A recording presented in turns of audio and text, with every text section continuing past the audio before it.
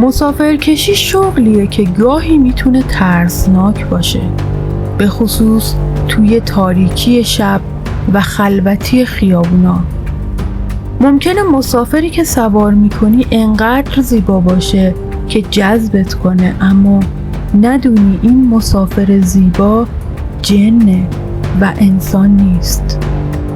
منم مثل یه عده اعتقادی به موجودات ماورایی نداشتم.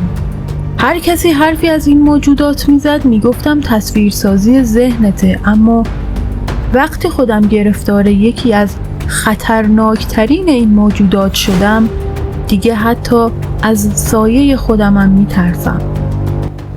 من امیرم، نزدیک 40 سالمه، مجردم و تنها زندگی میکنم.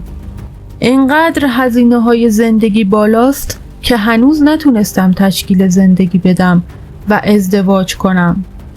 تنها سرمایم یه ماشین مدل پایینه که باهاش مسافرکشی میکنم و نهایتاً خرج خودم رو در میارم.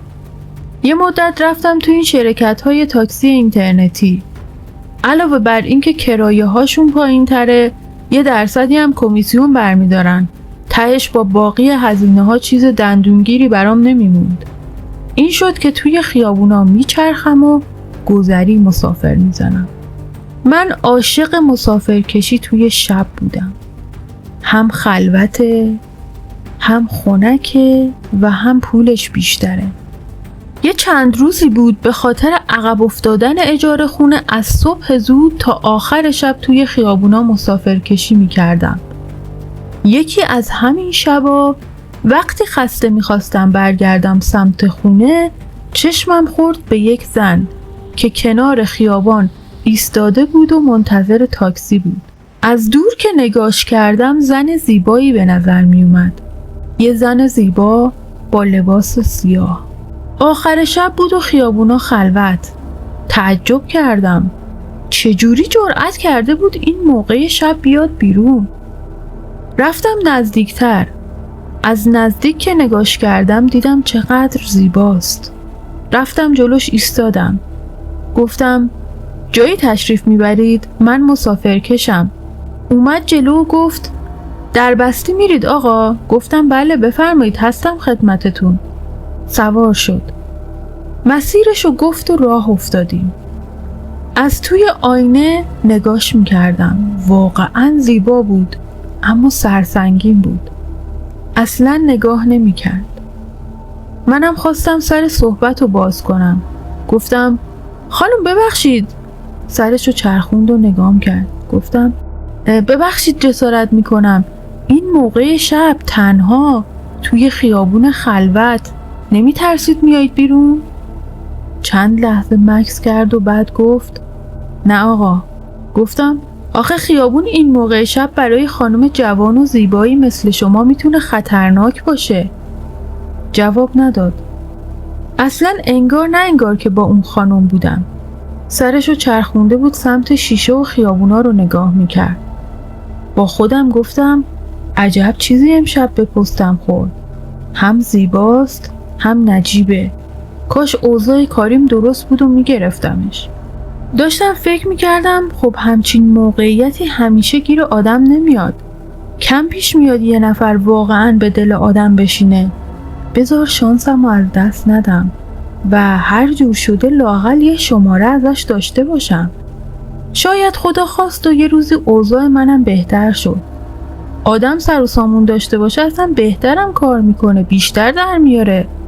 خلاصه چند لحظه بعد گفتم عذر میخوام خانم، فکر کنم ناراحت شدید اما من قصد بدی نداشتم. یه نگاهی کرد و دوباره سرشو چرخوند سمت خیابون. گفتم اگه این مسیر همیشگیتونه من شماره‌مو میدم، هر وقت خواستید زنگ بزنید بیام دنبالتون. گفت آقا راه تو برو، حرف اضافه بزنی پیاده میشم. گفتم چرا انقدر عصبانی؟ من قصدم خیره. گفت اگه خیر میخوای راه تو برو و هیچ حرفی نزن. تعجب کردم یعنی چی این حرفش؟ یکم جلوتر گفت همینجا پیاده میشم. خواست که پیاده بشه برگشتم و نگاش کردم. گفتم من قصد بدی ندارم، شاید یه خیرم این وسط پیش بیاد. بدون اینکه چیزی بگه با عصبانیت کرایه رو داد و از ماشین پیاده شد و رفت. زیر چشمی نگاه میکردم که ببینم کدوم خونه میره، اما اصلا نفهمیدم چطور شد. یهو انگار غیب شد. نفهمیدم توی کدوم خونه رفت. همینجوری که داشتم نگاه میکردم یه مرد اومد جلو، گفت مسافرکشی؟ گفتم آره، ولی الان خستم، میخوام برم خونه. بدون توجه به حرف من سوار شد. گفتم آقا، گفتم که خستم. گفت برو یکم جلوتر پیاده میشم. هیکل بزرگ و چهره ترسناکی داشت، جوری که حتی میترسیدم از توی آینه نگاش کنم. گفتم شانسو ببین، اون زن زیبا بره، این مردیگه بیاد. یه دفعه یه لرزه به دلم افتاد. نکنه یارو خفتگیر باشه، نکنه یه بلایی سرم بیاره و ماشینو ببره، نکنه الان از پشت بهم حمله کنه. یه دفعه نزدیک گوشم صدای نفس شنیدم. قلبم ایستاد. برگشتم و نگاه کردم. با تعجب دیدم کسی تو ماشین نیست. همونجا وایسادم. خشکم زد. نکنه پشت صندلی قایم شده که بهم حمله کنه. اما با اون هیکل گنده که جاش نمیشد. پیاده شدم. اطرافو نگاه کردم. توی ماشینو خوب نگاه کردم. حتی صندوق عقبو. هیچ کسم توی خیابون نبود. سوت و کور بود. گفتم امیر خیالاتی شدی، هرچند که هیچی شبیه توهم و خیال نبود. سوار شدم و رفتم سمت خونه. داشتم سعی میکردم که بهش فکر نکنم، از ذهنم بیارمش بیرون، اما از ترس انقدر عرق کرده بودم که لباسام خیس شده بود. در رو باز کردم و رفتم توی خونه. مستقیم رفتم توی حمام. لباسامو در آوردم. رفتم زیر دوش آب. چشمامو بستم. داشتم کم کم آروم می شدم که ناگهان حس کردم یکی از پشت بهم حمله کرد. چنان فریادی زدم که صدام شیشه ها رو لرزوند. برگشتم عقب. هیچ کس نبود. اطرافو نگاه کردم. کسی داخل حموم نبود. از ترس سریع حولم و تنم کردم که بیام بیرون. رفتم سمت در. در باز نمی شد. هر چقدر دستگیره رو چرخوندم باز نشد. انگار قفل شده بود. داشتم میمردم از ترس که چراغ حموم چند باری خاموش و روشن شد و بعد کامل خاموش شد. از ترس چسبیده بودم به دیوار که ناگهان توی تاریکی یه سایه دیدم. داشت به سمت من می اومد. فریاد زدم و رفتم یه سمت دیگه و دوباره تکرار می شد. مدام توی حموم از این طرف به اون طرف فرار می کردم و فریاد می کشیدم. رفتم سمت در.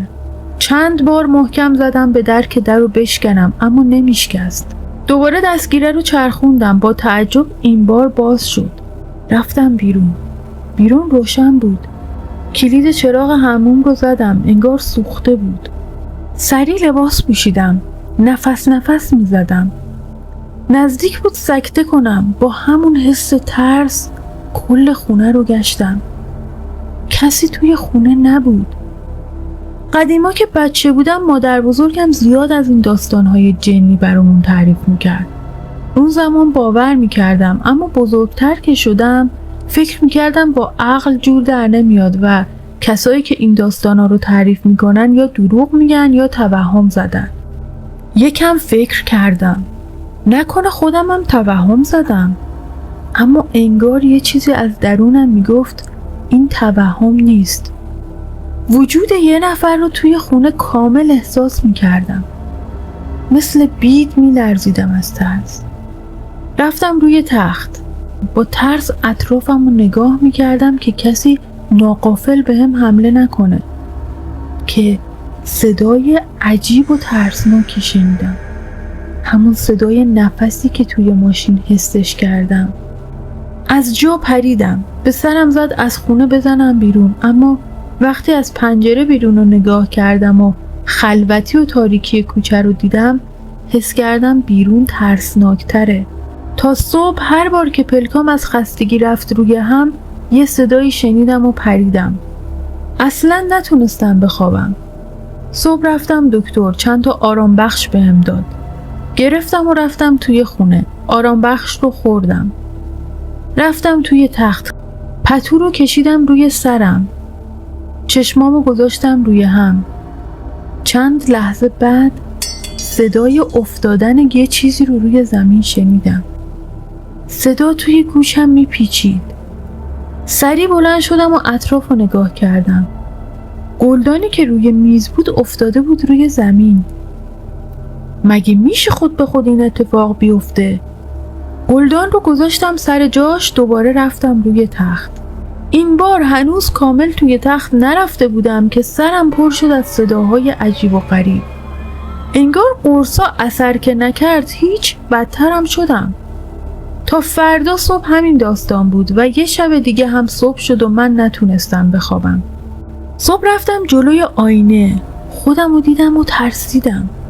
قیافم شبیه مرده ها شده بود. چشما قرمز، زیر چشم کبود و رنگ پریده. داشت باورم میشد که یه چیزایی هست. همه چیزو نمیشه با علم سنجید، چون علم هیچ وقت کامل نیست. همیشه یه چیزایی هست که ما نمیدونیم. یادم اومد یکی از دوستان به موجودات ماورایی اعتقاد داشت. زنگ زدم بهش.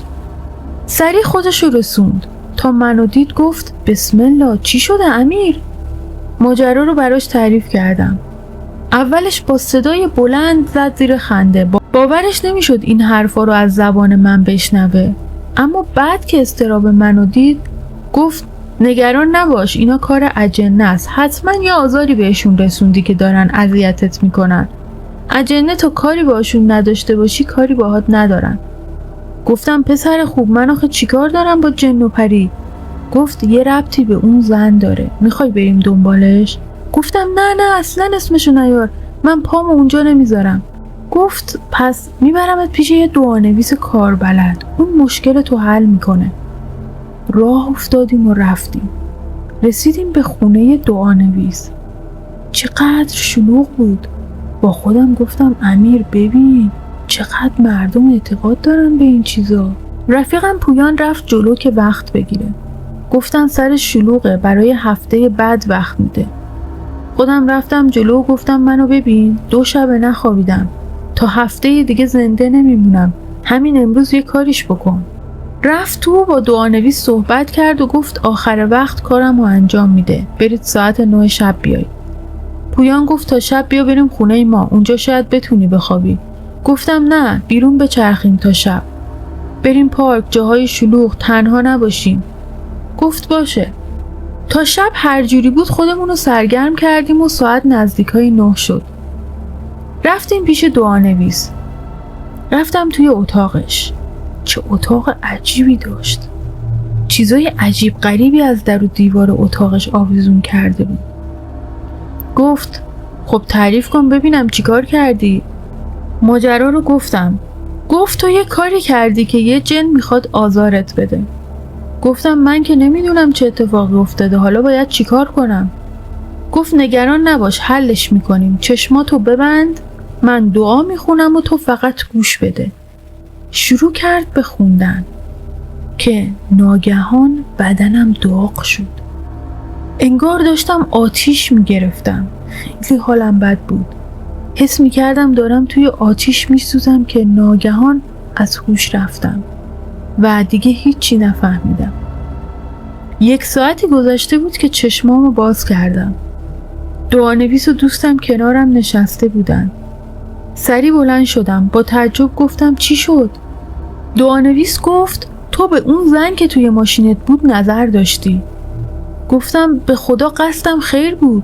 ناگهان انگار یه باد داغ خورد توی صورتم. دعانویس داد زد خفه شو، اون زن معشوقه یکی از بزرگترین و خطرناکترین جنهاست، تو آینه مدام نگاش میکردی. با گریه گفتم غلط کردم، به خدا من نمیدونستم. گفت اون زن جن بوده و همسر و معشوقه یک جن خطرناک. همین که از زیر دستش زنده بیرون اومدی برو خدا رو شکر کن. گفتم خب حالا چی میشه؟ چیکارم میکنه؟ گفت من باهاش صحبت کردم، گفتم نمیدونسته و دیگه تکرار نمیکنه و هیچ وقت دیگه به اون سمت نمیره.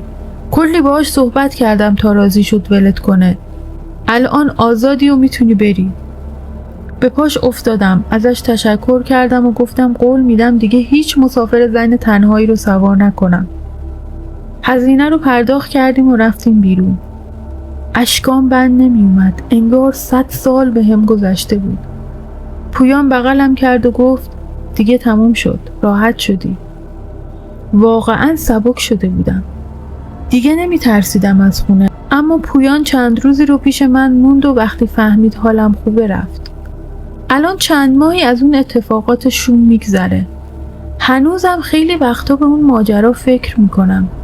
تصمیم گرفتم تمرکزم رو بذارم روی کار، پول جمع کنم و تشکیل زندگی بدم و از این تنهایی مزخرف بیام بیرون. تنهایی درد بدیه. البته اگه شانس بیارم و این دفعه دختری که انتخاب میکنم معشوقه هیچ جنی نباشه. امیدوارم این داستان رو پسندیده باشید. اگه خوشتون اومد لایک کنید و نظراتتون برام ارزشمنده، دریغ نکنید. کانال رو سابسکرایب کنید و با دوستانتون به اشتراک بذارید که داستان‌های پرهیجان بعدی توی راهن.